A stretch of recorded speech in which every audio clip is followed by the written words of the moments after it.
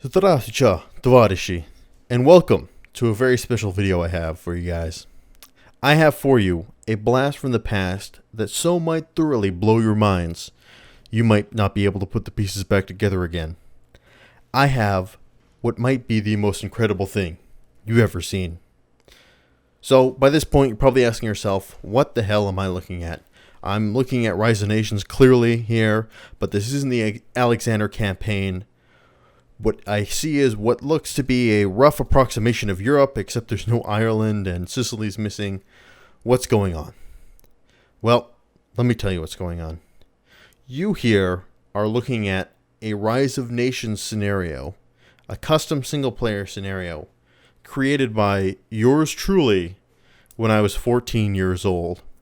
And in this video, I'm going to show you how to download this scenario and many others in order to enhance and increase your Rise of Nations experience. Wow, it sounds like I'm talking about a Viagra commercial there for a second. Anyway, so what we have here is a scenario, like I said, I created long time ago. Oh, God, I was such a dumb kid. It's riddled with so many spelling mistakes that it makes it really painful to look back on. Borders is spelt Baroder, Baroders. There we go. So you look up here, there's Baroders, and there's lots and lots of other spelling mistakes. So what the hook of this scenario is I wanted to create something that was like the single player conquer the world campaign you could play, except I wanted to make it real time. So what I did was I created a map of Europe, and I drew it all out, and I looked at where all the cities are, and I put all the cities on the map, and then I drew out these houses. The Baroders are the country borders, and then I used trees to deviate to provinces. So I've got Europe here, and then most of Northern Africa. And there are 6 playable factions to choose from. You can choose to play as the Russians, as I'm playing right now, the Turkish, and the Italians, the French, Germans, and then the British. So what you have to do here is you have to capture all these orange cities, which are neutral cities. That's why he's the Swiss leader, and apparently he just friggin' rules the world. The Swiss rule the world before people got their shit together. So all these orange cities are neutral territories for you to capture and grow your empire. But the thing is, you can't build buildings yourself. You have to capture the buildings that are in the various provinces.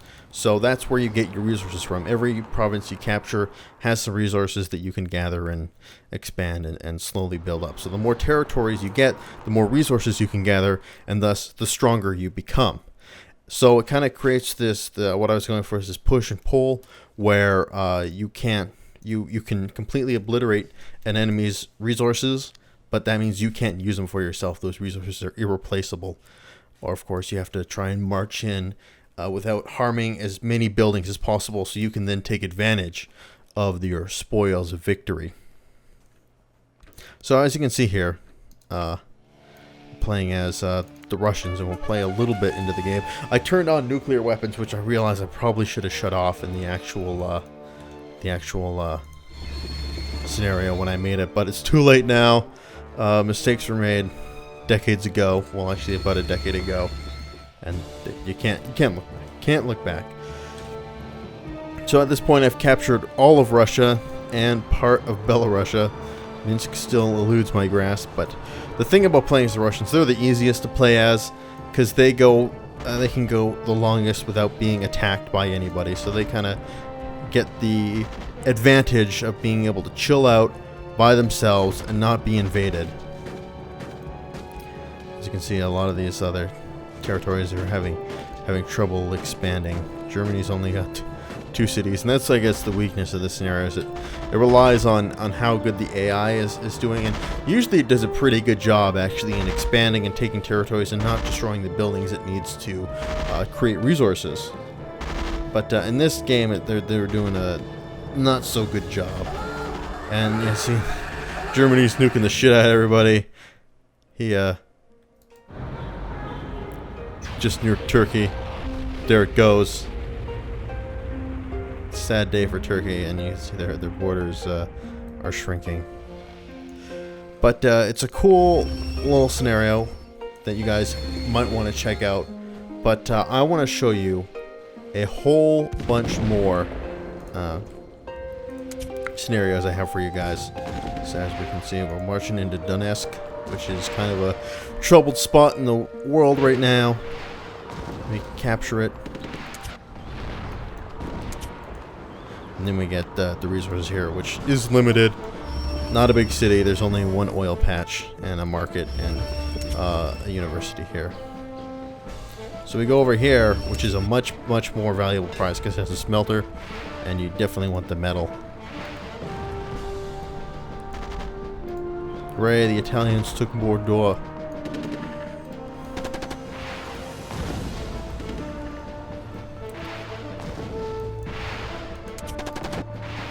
Alright, so we move in, take the city. Now it's ours. Oh god.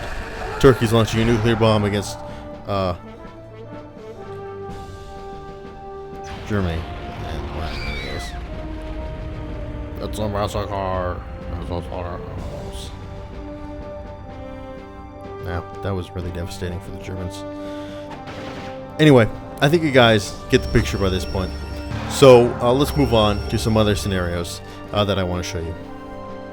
So if you want to load a scenario, here's what you do. At the start, go to solo game, load a scenario, and it shows you where all the scenarios are hidden. And then you go to click scenario. And the one I'm going to show you right now is called the Second Punic War, Hispania. It's one I think a lot of you guys will like. So obviously here it gives us a lot of information. And then if you want more information, you can get it.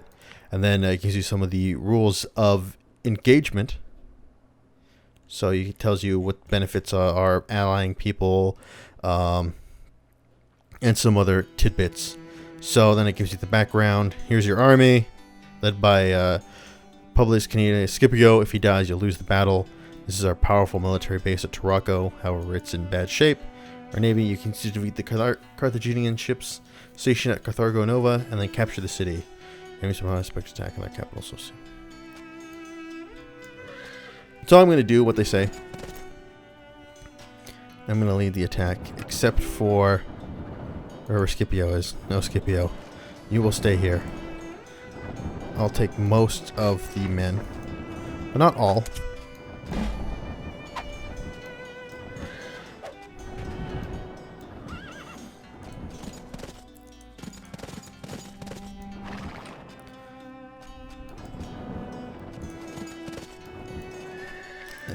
What's left.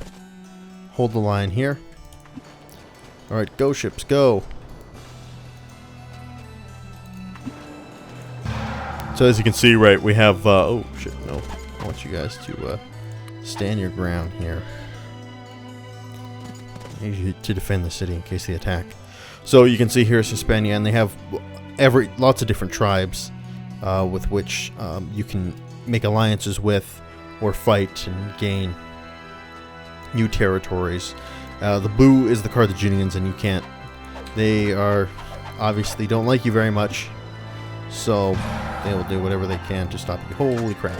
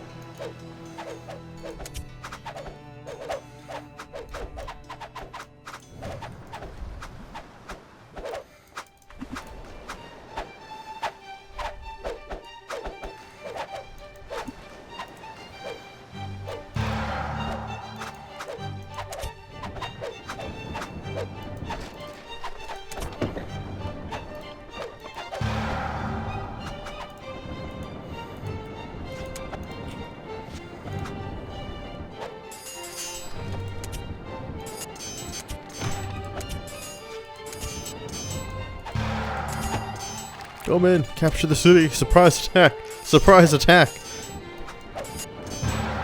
God, they're bringing in reinforcements.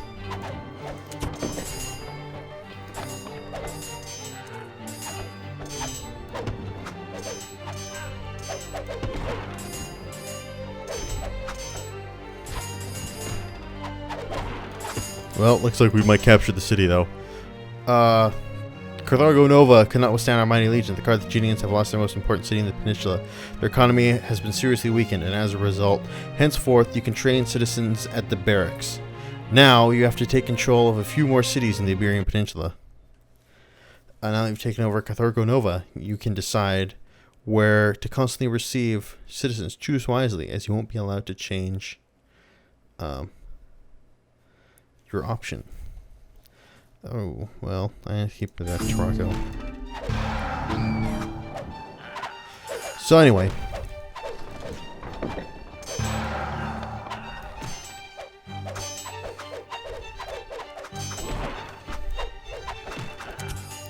I think you guys get the picture here. So, kill, expand, and, oh, here we go.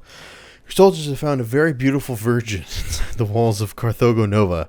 However, she is betrothed to Aculus, this Celtiberian prince. Would you give her back to her generals as a lover, or keep her for yourself? Let her go. You have showed great wisdom, Romans. Henceforth, we will help you defeat the Carthaginians and bring the peninsula under your rule. In honor of our alliance, the Celtiberian will give us tribute, increasing our metal wealth gatherings by 30. That's what they give us a gift of. So, as you can see,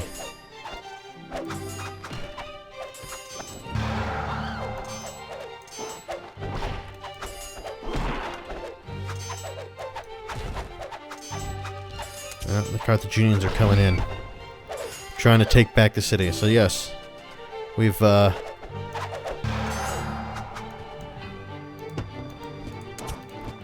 managed to gain quite a foothold here. Oh my god, I've got soldiers everywhere. Peasants are rising up against the Carthaginians, but they're also attacking us. Cavalry are coming in and going to kill us all.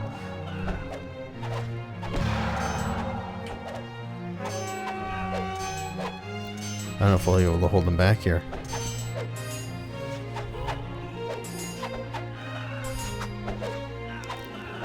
Quite an army coming in. Well, we lost our whole army, but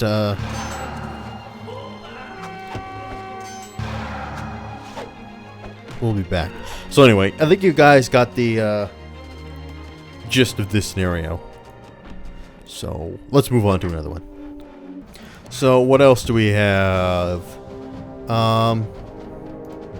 Oops, that's not the right folder. So this one's my scenario, Conquer the World. That's mine. Let's go to the Ypres salient. This is a good one. This is one I like, especially being a fan of World War I.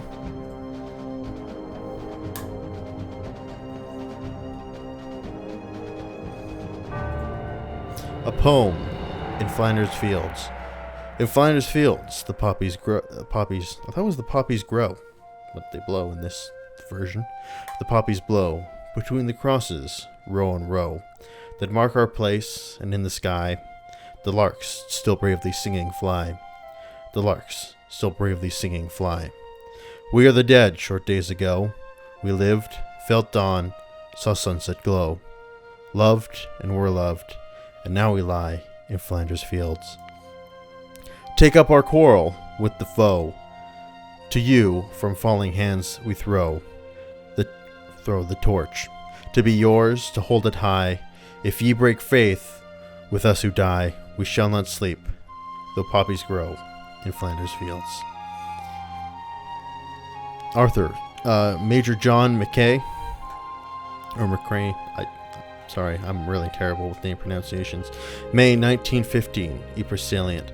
As a surgeon attached to the 1st Field Artillery Brigade, Major McCrae spent 17 days treating injured men, Canadians, British, Indians, French, and Germans in the Ypres salient. The Western Front, strategically located along the roads leading to the Channel ports in Belgium and Flanders, the city of Ypres had been a scene of numerous battles in the 16th century. The Germans' failure at the Battle of the Marne in September 1914 and subsequent Allied counterattacks, the race to the sea began. Anyway, I don't want to spend the whole time reading this. But anyway, I think, as some of you probably know, Ypres was the first battle in which chemical warfare was used. So, basically, the goal here is to hold the line against German counterattacks. Falkenhayn. Oh, that's such a great name. Has began their assault of the French division. And the one thing I take issue with this particular scenario, so let's scramble the fighters to counteract this. I like how the Germans proposed peace, but I mean, you really shouldn't do that. You know, scramble my fighters to try and take out these German fighters.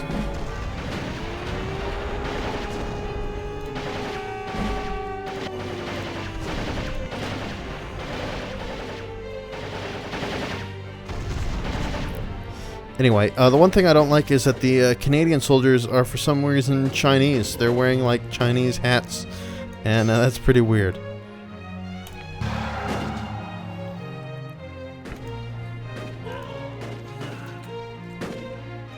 Yeah, like I said, you have to hold off wave after wave of German attacks. And my favorite part is when artillery shell will land in the mist of your men like that, and they all go flying, or you get a good shot on the Huns, as Winston Churchill would say, and there they go. It's very satisfying to me, because I'm a sick bastard. Anyway, so that's the Battle of Ypres, and you can see that they've got Highlanders, we've got Canadian reserves to bring up if we want to. Reserves everywhere.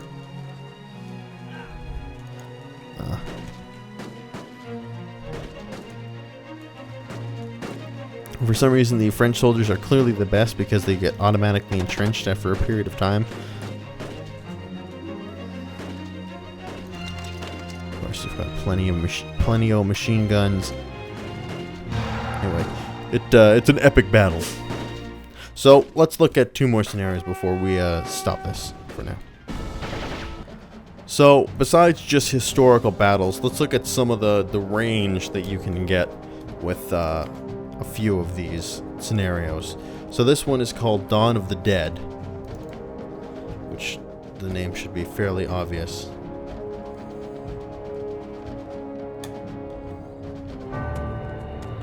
Welcome to Dawn of the Dead. Joe returns. Difficulty level, kind of hard. Another sunny day in Beaufort City. Joe, being tired of big city life, grabs his trusty shotgun and heads for the great outdoors.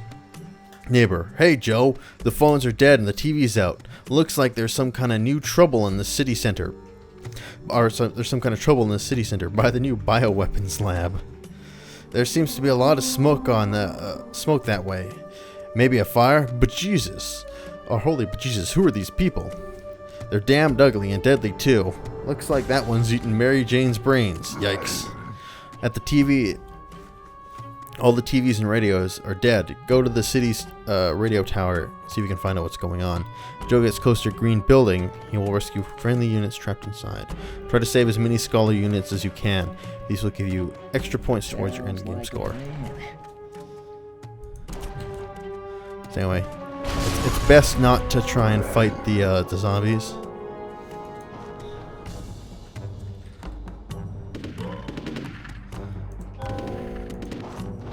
So I got a number of different things I can do. I can run like hell, which is not really running. It's more like sauntering slightly faster. I can eat a sandwich, which regains health, but I don't want to do that. And I can also taunt the zombies. Bring out today. Oh god, they hit me. And then I need a sandwich. Your health is restored. Although I don't know if... I think this is your sandwiches, your food. Damn, we managed to escape the zombies, so let's head towards the radio tower.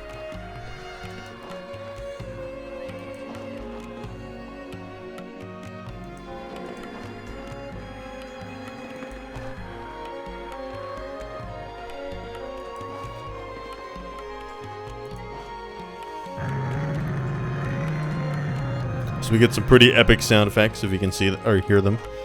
Let's see them. I don't know how you can see sound effects unless that you're like watching one of those sort of visual representations of sounds. Survivors tell you there's a large group of survivors holding out at this granary. Alright, so we got some survivors, and we can turn them into militia, and they'll help us out here. But this truck is blocking my way. Alright. Anyway, the radio tower is like right here. Hopefully Joe can make it. I like how we've got Mayor Bob. He's got 11 wonder points. Mayor Bob, Flesh-Eating Joe, Mayor Bob, and Colonel Romulus.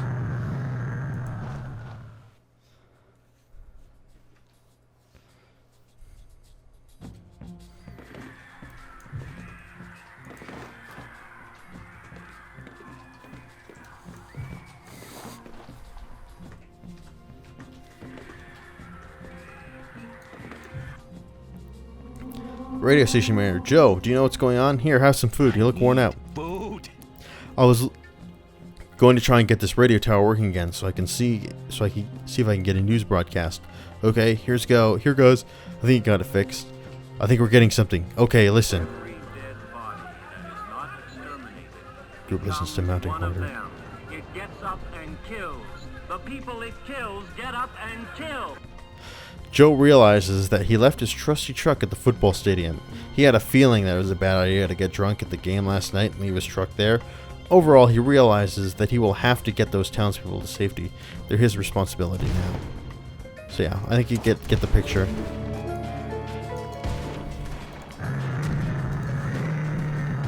There you get enough guys, you can take out a zombie pretty good. So anyway, that's Dawn of the Dead. So let's look at one more scenario. So let's look at an interesting one. Pirates of the Caribbean. Hope it's not going to play the Pirates of the Caribbean music. I hate that song. Mainly that's because when it was like the movie's really big, it was just like so overplayed. Oh, they're playing the song. Anyway, you finally arrive at the Caribbean, this part of the Caribbean Sea with your crew, escaping safely from the Mediterranean and the European Atlantic Sea. Your supplies are low when your crew members are wanting to get to some harbors where they could drink some good old rum. It has passed some long weeks since you've been here, but not much has changed in this part of the Caribbean. The Spanish Main is controlled in Santiago and south of Cuba, but the Spanish Armada is not the ruler of the sea here anymore. They can't assure the safety of their merchant ships from Cuba to the towns of Hispaniola, or from Mexico to the Spanish mainland in Europe. The seas here are controlled by the English, settled in Port Royal. The French out west of Hispaniola are pirates acting on service for the French, English, or Dutch governments. These are hard times for the colonists and good times for piracy. Okay, I'm not going to read this whole thing. So anyway, we've got our ship, the Dark Leviathan. And so we've got it's like a single it's almost like a, what do you want to say, it's like an open world pirate game almost. So you can see what you've got. You got 50 gold, 0 parts of the medallion, 8 crew. So I have, things I can do. Double speed. I don't have enough crew to do it. You're near Tortuga, a large, about 58 square miles, rocky island, separated by a narrow canal, blah blah blah blah blah blah blah.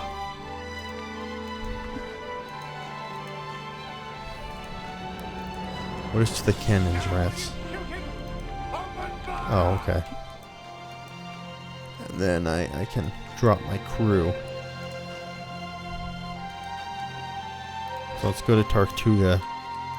Their sword pirate. Why are we attacking them? Oh my god. Blah blah blah blah blah.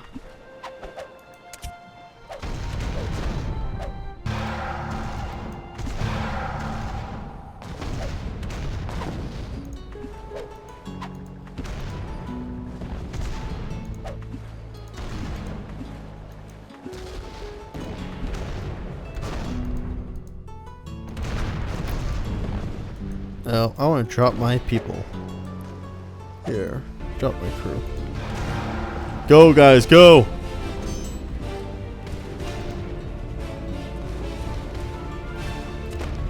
Alright, we're invading the city, clearly.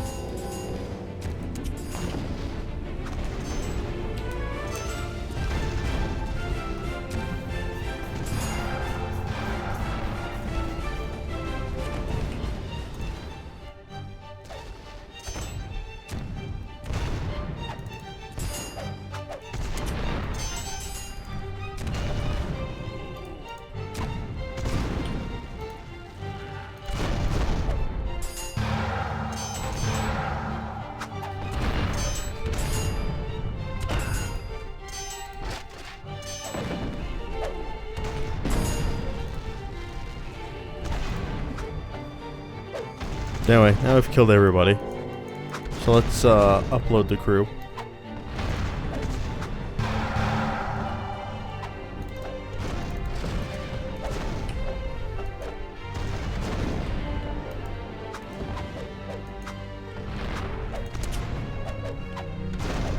Alright, let's do the cannons.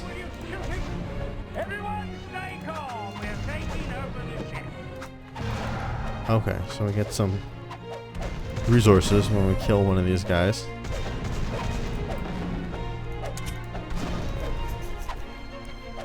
But I'm afraid my ship's gonna die. Everyone stay calm. We're taking over the ship. So as you can see, it's you go around, you collect crew and gold, and you buy upgrades, and it's pretty nifty. I mean, it's a scenario that takes a little bit of time. Everyone stay calm. We're taking over the ship.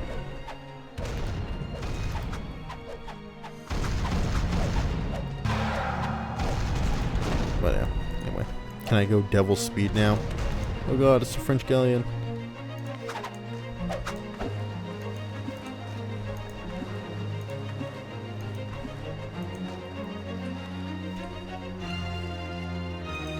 So anyway, that's Pirates of the Caribbean. So there's about 1 million different scenarios you can download. So let me just go through some of the ones I have, like show you. You know, Battle of Caray. It's a Franco-Prussian War to World War I scenario, a Korean War scenario. Oh god, here's another one I made. Oh, this one's even worse. Okay, I'll show you the one, the first scenario I made. So it just freaking throws you into it. Yugoslavia in general. So I was fascinated at this point with the idea of the Yugoslavian partisans in World War II, and so I tried to make a map kind of about that. And if I had some better mapping skills, I think I could do it pretty well. But unfortunately, what you have before you is a ridiculous mess. We have a crap ton of partisans. They're just all over the place. They all apparently just really coordinated. In coordination rose up simultaneously, and doing a good job in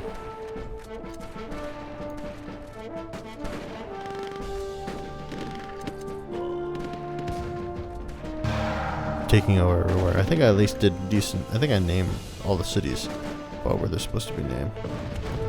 So anyway, eventually you kind of take over parts of Yugoslavia and kind of consolidate your power base and try and take on those goddamn Germans. Obviously, you can get your power base better together in the south. And then a German horde. I think a German horde usually comes in and like completely wipes you out.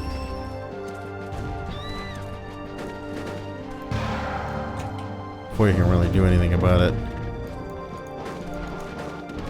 Alright, I'm gonna have everybody try and stand together and beat the Germans.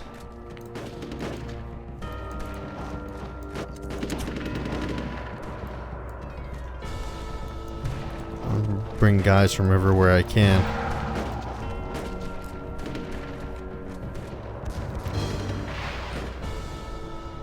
Actually, I think we might have enough to win.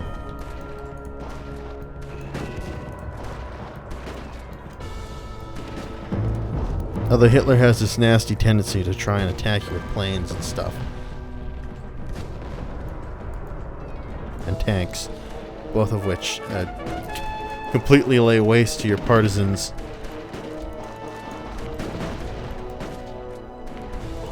But I've got a good cone of fire here at least.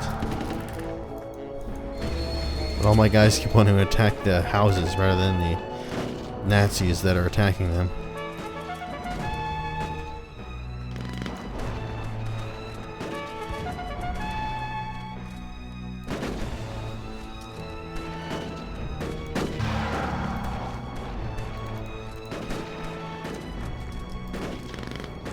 Wow, I think we're actually pushing them back.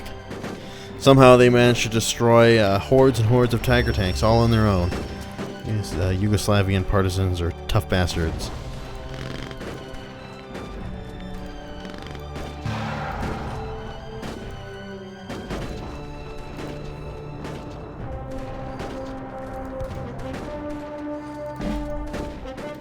Hitler's changed his government to a republic. Well, I'm glad he really decided to give democracy the good old college try.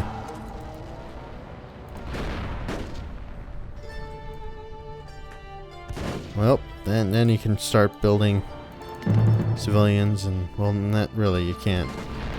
You have to eventually run out of people before you can do that.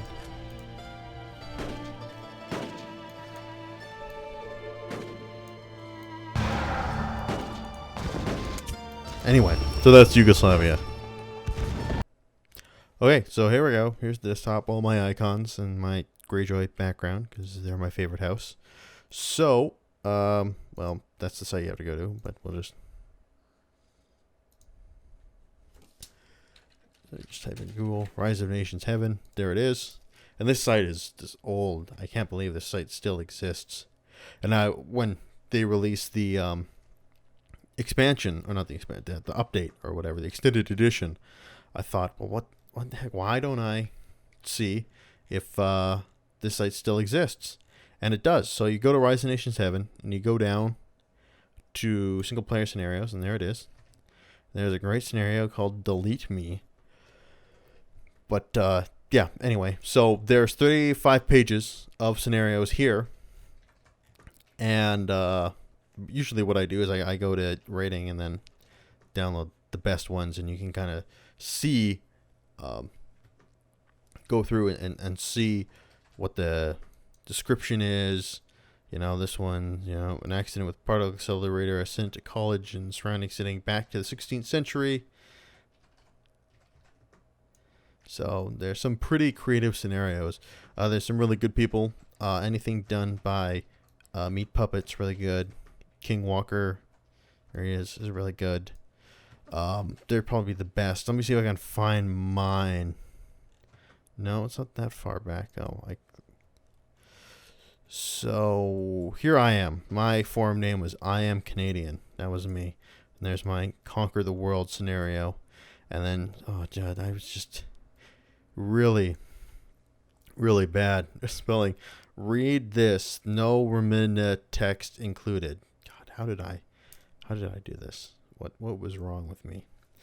Anyway, so then when you want something, you just hit download file, download it, and then you extract it into your Rise of Nations scenario folder, and you're good to go. So that's it. That's my Rise of Nations. All right, there we go. Extravaganza. I hope you guys learned a lot, and I hope that you'll check out some of these great scenarios, because, you know, once you dive into them, there's just, I mean, they've been there for years, and there's so many good ones. So if you own Rise of Nations, you owe it to yourself to take the time to try and find some cool scenarios, because it will expand the life of your game by many, many hours. So with that, I want to thank you guys for watching. This has been Stalinator signing off for now, and you guys take care.